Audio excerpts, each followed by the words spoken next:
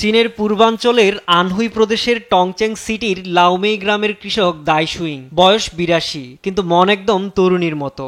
নাতি ওয়াং টিয়ানটিয়ানের সঙ্গে ৪০ হেক্টর জমিতে কাজ করেন তিনি। তাদের ফার্মে এখন আছে ৬টি আধুনিক কৃষি যন্ত্র, এক্সাভেটর, বুলডোজার, হারভেস্টার, ট্রাক্টর ও সবচেয়ে আকর্ষণীয় ড্রোন। দাদির কৌতূহল সবচেয়ে বেশি ড্রোন নিয়ে।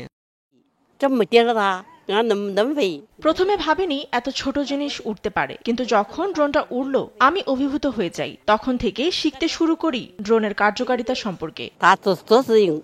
দাদি আরো বলেন, এখন ড্রোন দিয়েই ধান বীজ ছড়ানো থেকে সার ও কীটনাশক স্প্রে সবই করা যায়। আগে যেখানে অনেক সময় ও শ্রম লাগতো, এখন কয়েক মিনিটেই কাজ শেষ হয়। ট্র্যাক্টর দিয়ে জমি চাষ, হারভেস্টার দিয়ে ফসল কাটা, প্রযুক্তি বদলে দিয়েছে তার গ্রামীণ জীবন। দাদির সাথে কাজ করে উপভোগ করছে নাতি।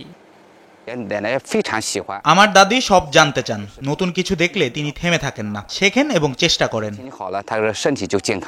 নাতির কাছ থেকেই দাদি শিখছেন ভিডিও বানানো। প্রতিদিনের কাজের ফাঁকে ছোট ছোট ভিডিও করেন, আর সেটাই সামাজিক মাধ্যমে ছড়িয়ে পড়ছে ঝড়ের গতিতে। তার হাসি, প্রাণশক্তি ও শেখার আগ্রহ ছুঁয়ে গেছে লাখো মানুষের মন। ভিডিও বানাতে আমার খুবই ভালো লাগে। হাসি খুশি থাকলেও শরীরটা ভালো থাকে। ৮২ বছরেই চীনা দাদি যেন জীবন্ত প্রমাণ। শেখার কোনো শেষ নেই, কোনো বয়স নেই।